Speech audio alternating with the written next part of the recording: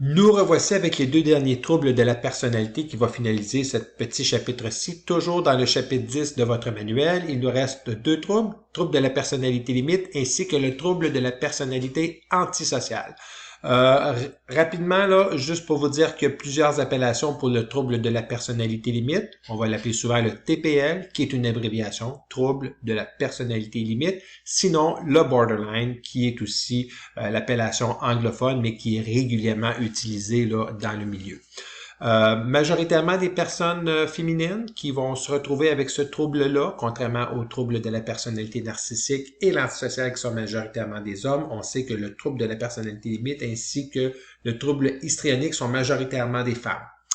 Alors voilà, je vais... Voilà. Trouble de la personnalité marqué. Qu'est-ce que le trouble de la personnalité limite plutôt? C'est le trouble de la personnalité marqué par la peur de l'abandon et par des difficultés à réguler les émotions. Réguler les émotions, ça veut dire à les gérer. Hein? On sait que ça va vivre les choses intensément et ça va être très réactif, voire impulsif sur le plan comportemental. Donc, la personnalité borderline ou l'abréviation TPL sont aussi des termes connus. Voilà. Je porte une attention ici là, sur trouble de la personnalité marqué par la peur de l'abandon. Alors, inconsciemment, ils ont cette crainte-là de l'abandon et les réactions émotives qu'on va voir sont souvent, ils apparaissent souvent lorsqu'ils vont ressentir cette peur de l'abandon-là qui est pas toujours réelle, mais qui pour eux est perçue parce qu'on sait qu'ils ont des blessures sur ce plan-là. Alors voilà. La menace d'abandon perçue, parce qu'elle n'est pas toujours réelle, entraîne des demandes relationnelles difficiles à combler, ainsi que l'instabilité relationnelle. Je vous donne un exemple, ça pourrait être une jeune femme qui est en couple avec un type depuis un certain temps, et le type recevrait un courriel, un message ou un messenger, un SMS sur son téléphone cellulaire. La copine verrait ça en provenance d'une autre fille, et même s'il s'agissait que d'un collègue de travail ou de quelqu'un d'autre, pourrait tout à coup devenir explosif et très réactif plutôt parce qu'elle va craindre qu'il y ait une menace à sa relation en lien avec le texto ou le courriel qui vient d'entrer. Donc, ça va se manifester comme ça. Inconsciemment, elle va percevoir une menace et c'est là qu'elle pourrait faire une crise. Okay? Parce qu'on voit souvent des réactions émotives de cette ampleur. Donc, les partenaires amoureux ou leurs amis peuvent être idéalisés, puis dévalorisés radicalement après les ruptures qui s'accompagnent souvent de gestes dramatiques. Donc oui, son chéri, elle l'adore, mais si moindrement elle perçoit qu'elle pourrait être en danger sur le plan de la poursuite de la relation, c'est là qu'elle pourrait tout à coup devenir claque de l'autre côté, l'espèce de ligne mince entre ça va bien et oups, ça va pas bien, ça bascule là. Il y a ça, cette dichotomie-là qu'on voit souvent. Je t'aime, mais 2 minutes après, je peux tailler puis te traiter d'écœurant en l'espace de quelques instants parce qu'il va se passer quelque chose non conscient qui va avoir menacé pour elle cette crainte de l'abandon-là et de là la réaction émotive qui va apparaître. Sentiment de vide constant qui donne l'impression de ne pas valoir grand-chose, de ne pas être aimé et de ne pas mériter l'amour. Donc, c'est souvent ce qu'ils vont dire, j'ai un gros vide, une douleur qu'ils vont nommer qui est présente, constante et qu'ils vont venir combler, si on veut, dans cette relation-là. Et c'est pour ça que dès que la relation, ils la voient comme menacée, l'espèce de sentiment de douleur ou le grand vide va refaire surface. Et il le nomme comme ça, hein, j'ai un grand vide, j'ai comme un trou et c'est douloureux. Et c'est pour ça souvent qu'ils vont avoir toutes sortes de comportements à risque pour venir atténuer, si on veut, cette grande douleur-là. Donc, trouble de la personnalité marqué par l'insécurité relationnelle et les manifestations émotives excessives. Lorsqu'emportés par la colère ou par le désespoir, et je dirais même par la crainte d'être abandonnés, peuvent agir de façon impulsive et adopter des comportements à risque. Donc, on pourrait parler, par exemple, dépenses d'argent, de gros montants d'argent. Ça pourrait même être des bagarres, une sexualité souvent dangereuse, donc non protégée avec plusieurs partenaires, même s'ils sont en couple, avoir une relation sexuelle avec quelqu'un d'autre parce que je me sens menacé de ce côté-là, donc je vais me reprendre de l'autre côté. On va voir aussi beaucoup de consommation, de toxicomanie à grand risque aussi. Ça peut être beaucoup de consommation en peu de temps. On pourrait aussi voir des crises de boulimie, donc venir compenser, si on veut, par une grande consommation d'aliments. Conduite dangereuse, hein, j'en ai vu plusieurs qui disent, moi j'ai pris mon auto, je roulais à 150-200 sur l'autoroute, donc encore une fois une espèce d'extériorisation de cette colère-là qui peut se manifester de plusieurs façons.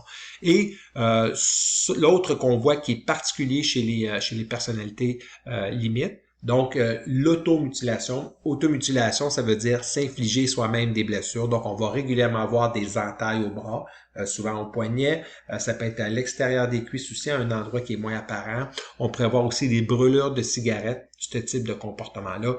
Et bien sûr, dans des cas plus extrêmes, des menaces suicidaires ainsi que des tentatives de suicide.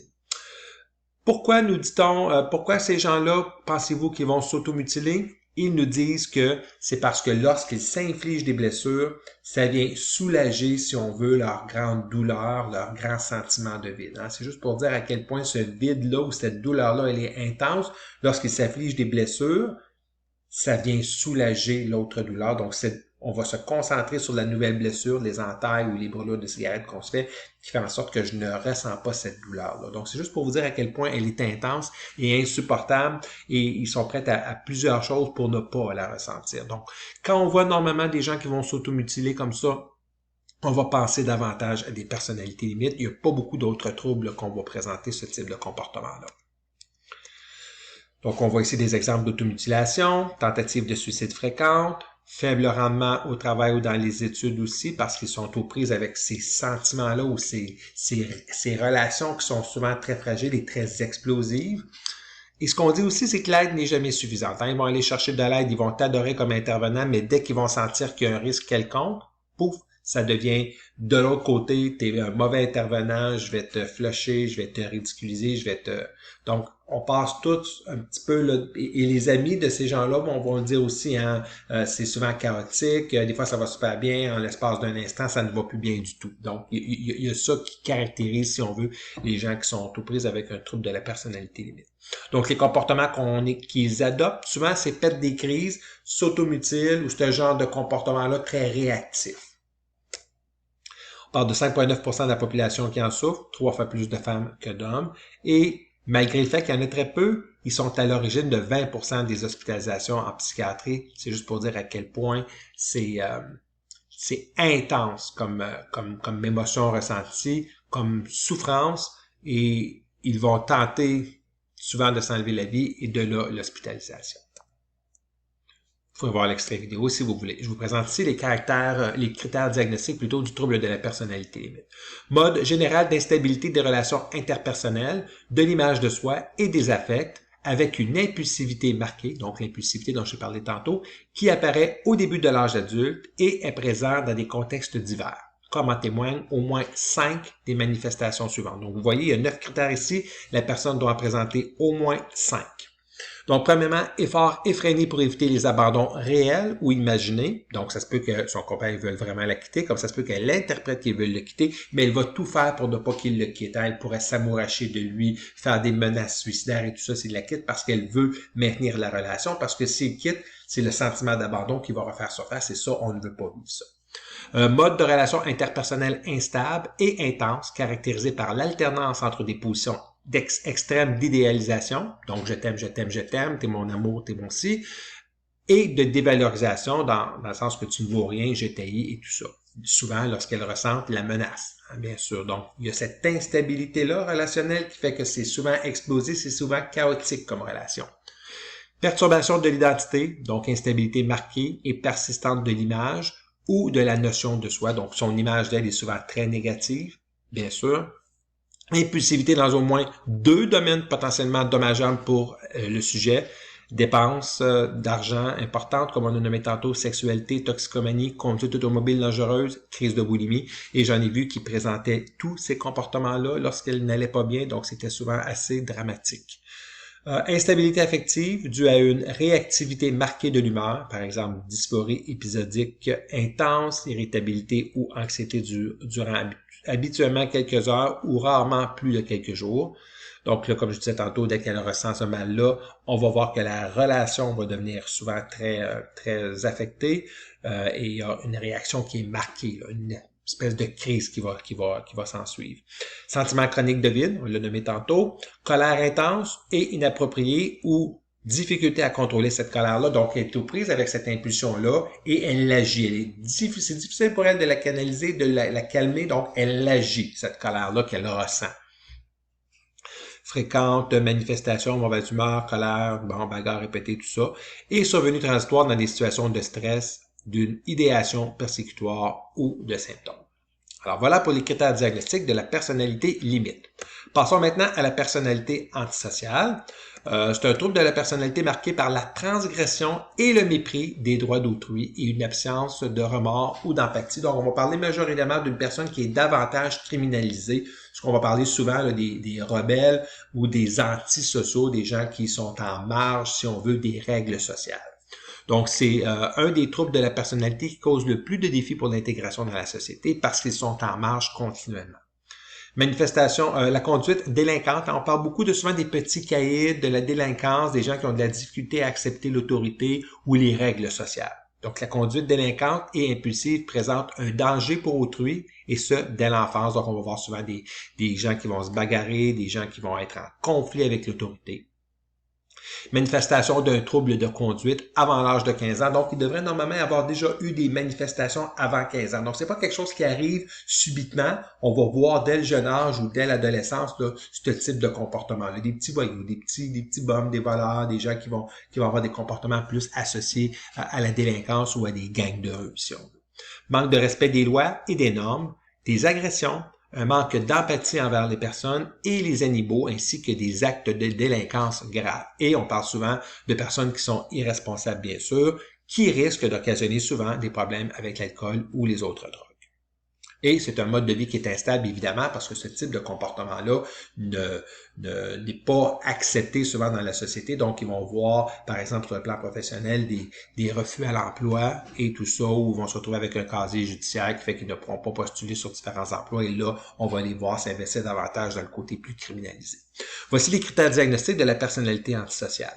Mode général de mépris et de transgression des droits d'autrui, donc pas de respect pour les droits des autres, ce qui est à toi peut être à moi si je le désire, qui survient depuis l'âge de 15 ans, comme en témoignent au moins 3 des 7 manifestations qui suivent. Incapacité de se conformer aux normes sociales qui déterminent les comportements légaux, comme l'indique la répétition de comportements passibles d'infraction, ou d'arrestation plutôt, tendance à tromper pour un profit personnel ou par plaisir, indiqué par des mensonges répétés, l'utilisation de pseudonymes ou des escroqueries, donc on parle évidemment de vol ici, impulsivité ou incapacité à planifier, irritabilité et agressivité, comme en témoigne la répétition de bagarres ou d'agressions, donc ce sont des petits voyous, comme je disais tantôt. Mépris considéré pour sa sécurité ou celle d'autrui, il n'y a pas de problème avec ça. Eux autres, s'ils se font mal, c'est pas grave, et la sécurité des autres, c'est pas important non plus. Irresponsabilité persistante, indiquée par l'incapacité répétée d'assumer un emploi stable ou d'honorer des obligations financières. Donc, on va les voir souvent dans des problèmes de faillite et tout ça, dans des problèmes d'emploi. Absence de remords, indiquée par le fait d'être indifférent ou de se justifier après avoir blessé, maltraité ou volé autrui. Donc, on va voir des gens qui n'ont pas beaucoup de préoccupations à l'égard de l'autre. Et l'âge doit être au moins âgé de 18 ans ou plus pour ça. Et manifestation d'un trouble de conduite débutant avant l'âge de 15 ans. Ce sont critères A, B et C du trouble de la personnalité antisociale. Voilà, merci pour cette capsule et ça met fin au trouble de la personnalité. Salut!